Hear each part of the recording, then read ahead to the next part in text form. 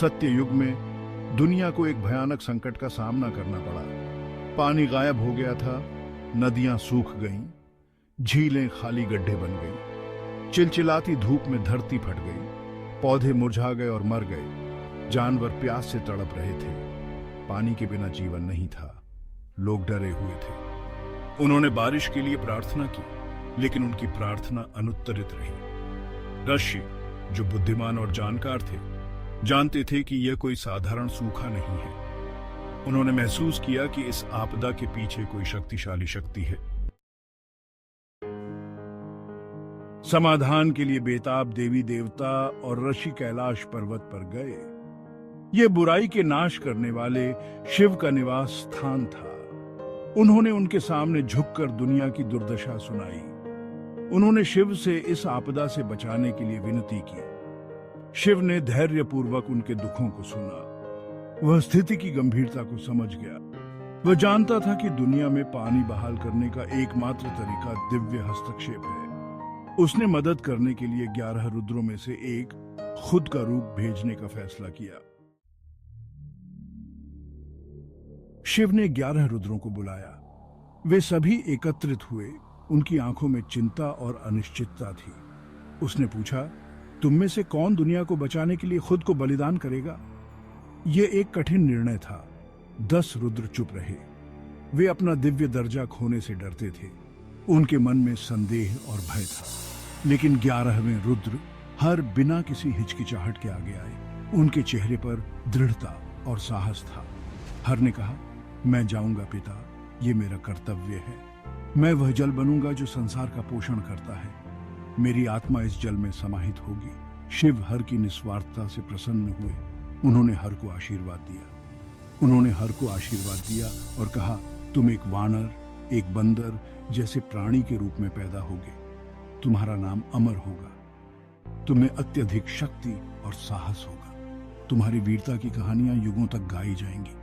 तुम हनुमान के नाम से जाने जाओगे, बड़े जबड़े वाले। तुम्हारी शक्ति और भक्ति की मिसाल दी जाएगी। भाग 4, हनुमान का जन्म। शिव ने तब शक्तिशाली मंत्रों का जाप किया, जिससे एक अद्भुत ऊर्जा उत्पन्न हुई। एक दिव्य हवा ने हर को पृथ्वी की ओर उड़ा दिया, जो एक विशेष उद्देश्य के लिए भेजी गई थी। उसी समय अंजना, एक महिला वानर, एक पुत्र के लिए प्रार्थना कर रही थी। उसकी प्रार्थना में गहरी भक्ति और आशा थी। जैसे ही उसने प्रार्थना की, उसके हाथ में एक मीठा फल आ गिरा, जो स्वर्ग से आया प्रतीत होता था। यह देवताओं का तोहफा था, एक दिव्य संकेत कि उसकी प्रार्थनाएं सुनी गई थी। जैसे ही अंजना ने फल का सेवन किया, वह हर को लेकर आ रही दिव्य हवा में विलीन हो गया और एक चमत्कार घटित हुआ।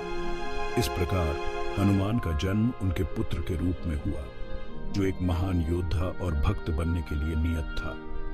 वह कोई साधारण वानर नहीं था, बल्कि असाधारण शक्तियों और गुणों से युक्त था।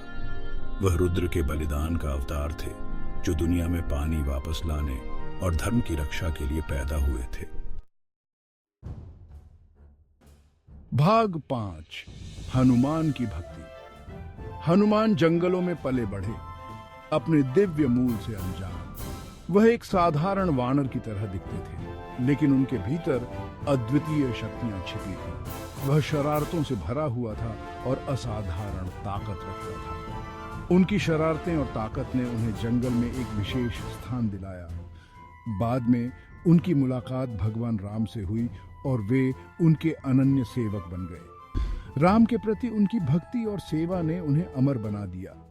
उन्होंने त्रेता युग में बुराई के खिलाफ राम के युद्ध में महत्वपूर्ण भूमिका निभाई।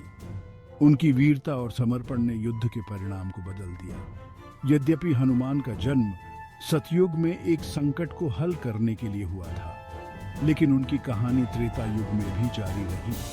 हर युग में उन्होंने धर्म की रक्षा की। उन्हें उनकी अटूट निष्ठा, अपार शक्ति और निस्वार्थ भक्ति के लिए याद किया जाता है।